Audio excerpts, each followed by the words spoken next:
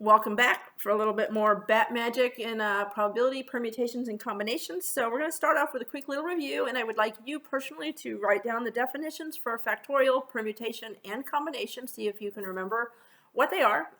Frequently we cover this material in two different class periods. My guess is you probably just watched the video on permutations maybe 20 seconds ago, so hopefully this information has stuck for that long. All right, factorials. We use the exclamation point. That means factorial in math, and it means multiply times everything down. So let's say we have 10 factorial. That is 10 times 9 times 8 times 7 times 6 times 5 times 4 times 3 times 2. Technically times 1, but who really cares, because that just takes up extra space. We don't need to write it. So it's multiplied. You can use your calculator to do that. Okay. Permutations and combinations are just different arrangements of things, people, books, animals, trophies, etc. What's really, really important is decide when it matters, what order we put things in, and when it doesn't. So in a permutation, order does matter. And O and P are right next to each other in the alphabet, so that's one way for you to remember it. Combinations, order does not matter. We're just going to throw them all. It's like throwing a bunch of stuff on a pizza. We don't care how it lands. Order does not matter. Okay? And my little memory trick, who cares? With the C, goes with the combinations. Okay, so little memory trick, 0 factorial. It's 1. Either take my word for it and memorize it, or look it up so you understand it. There's kind of quite a lengthy mathematical explanation for why that is, and I don't want to spend a lot of time on it right now. So 10 factorial divided by 6 factorial. So again, remember, that's 10 times 9 times 8 times 7 times 6 times 5. All divided by 6 times 5 times 4 times 3 times 2. And of course, these guys are all going to cancel out, and all we have left is 10 times 9 times 8 times 7. Okay? Now, notice this one is a little bit more complicated than anything I have done so far. So remember, order of operations still applies here. So we're not going to try to divide anything until we do this 12 minus 5 first, and that's 7. So we have 12 factorial over 5 factorial times 7 factorial.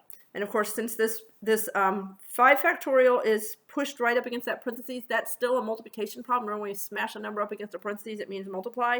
So it's really 5 factorial times 7 factorial. And sometimes kids get confused here. They're like, well, Mrs. Bat, isn't it going to just cancel out to 1? And no, it actually doesn't. Okay. So let's take a look at what's happening here. We have 12 times 11 times 10 times 9 times 8 times 7 times 6 times 5 times 4 times 3 times 2.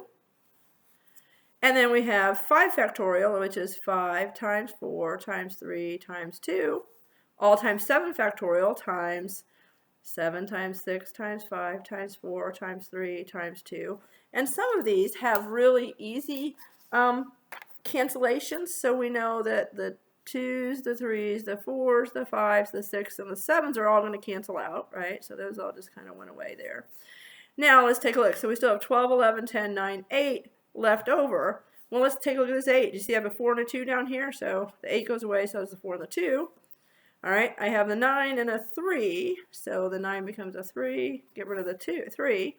And then 10 divided by 5 is going to be 2. So really, if I sort of reduce this whole thing, really all I would have to put in my calculator would be 12 times 11 times 2 times 3, which you can do that. Or you could also use your calculator, the factorial buttons you have on there. Okay, I think this comes out to be 792 if my answer key is right. I'm not positive. Looking at the work that's on my answer key, I'm not convinced it's right, but I'll let you try that. And then, of course, this little darling here, this is a permutation. Just review. That means 5 factorial over 5 minus 2 factorial, which is 5 factorial over 3 factorial, which is going to basically be 5 times 4, which is going to be 20. And again, we talked about how to do that on the calculator using the permutation buttons, so we also understand the longhand way. Okay, now what's interesting is you notice this is a little different than anything we looked at so far. So over here we had like a factorial over a subtraction problem factorial. Here I have a factorial over subtraction problem factorial, and I've got this extra little piece. Turns out that's going to be an important detail today because that's basically what the combination formula looks like, okay? So, key point about combinations. Order doesn't matter. Order does not matter. In other words, who cares? See, combination, okay? So the formula here for NCR, now it's almost the exact same looking notation. Instead of a P, we have a C here. And the formula is very similar. It's n factorial over r factorial times n minus r factorial. And I just want to kind of remind you that the permutation formula, if we have NPR, that was n factorial over n minus r factorial.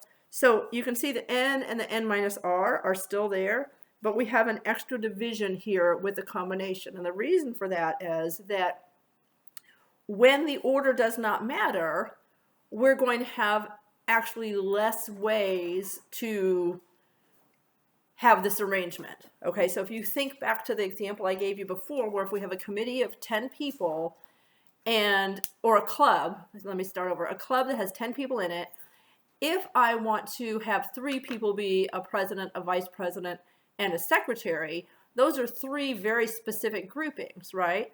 So if you take a grouping of 3 people, and it doesn't matter which position they are, then there's really, each grouping of 3 people is 1. Whereas if you then start splitting them up into arrangements of who's the president, who's the vice president, who's the secretary, we're going to have more.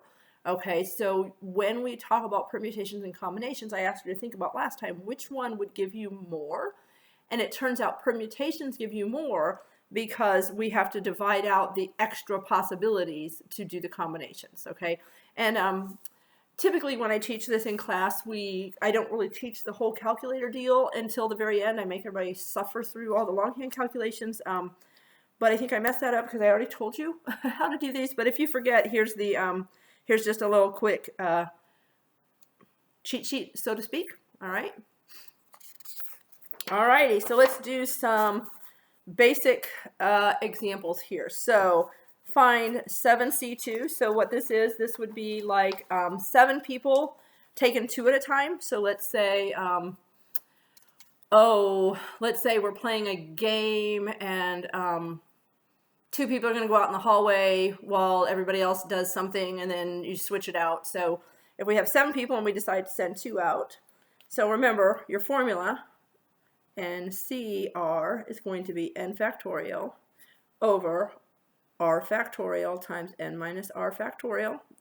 That's the longhand way to do it, and usually by the time we get to algebra 2, most kids don't want to do longhand stuff. So, but we're going to do it both ways, okay? The longhand way is going to be, remember this is our n, this is our r, so we're going to be 7 factorial over 2 factorial times 7 minus 2 factorial.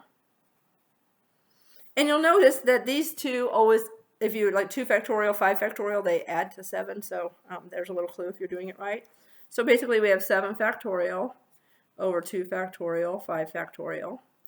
And longhand, that's 7 times 6 times 5 times 4 times 3 times 2 over 2. 2 factorial is just 2 because it's 2 times 1 times 5 times 4 times 3 times 2. Okay, so the 5, 4, 3, 2 are going to cancel out here. The 6 and the 3 are going to cancel out, or the 6 and the 2 will cancel out to 3, so that turns out to just be 21. Okay, super easy longhand cancellation. Okay, so if you wanted to use the calculator, you can either use the PRB button if you're using a TI-30 scientific calculator, math button on the TI-83. See if you can do that. You should still get 21. Tell you what, I'll do it with the math button this time because I didn't do that before. So first number we have to put in is the 7. So we put in 7, hit math, arrow over to probability, and then we're going to, whoops, I went too far. Probability, and then of course we're doing combinations, which is 3. And then put in the 2. And we get 21. Easy. All right, so there we go. All right, so let's take a look at the Mary question here. Mary wants to join a book club that offers a choice of 10 new books each month. If Mary wants to buy 2, find the number of different pairs she can buy. So again, the first thing you need to do is this a combination or a permutation, okay? She has a choice of 10 new books. So we're taking 10 books. We start with 10 books, and she's going to buy 2 at a time, all right? Doesn't matter whether she gets book 1 and then book 2, book 2, then book 1. It doesn't matter. So this is a combination. She's going to get any 2. They're just going to throw them in a box and mail them to her, I assume. So this is a combination, 10C2. Do that any which way you want, and you should get 45. Okay, if you want to do it the long way, that's 10 factorial over 10 factorial times 8 factorial. Okay. All right, now if she wants to buy 7 books, find the number of different sets. Now we still are starting with 10, so it's still a combination. Nothing's changed. It's just she's going to get 7 instead of 2, so this is 10C7. Okay, work that out. It should be 120. All right, girls basketball team, 12 players. If the coach chooses 5 girls to play at a time, how many different teams can be formed? Okay, so in this case, does order matter? Technically speaking, it probably would. I mean, I know some of you guys are basketball players, and you're probably thinking, well, you know, certain people only play certain positions. We're not. It doesn't say that in this question. It just says 5 girls. We're going to throw them out on the court. They're just going to play. We're not going to worry about forward, center, etc. So this is a combination, 12C5. Okay, longhand way would be 12 factorial over 7 factorial times 5 factorial, which is 12 times 11 times 10 times.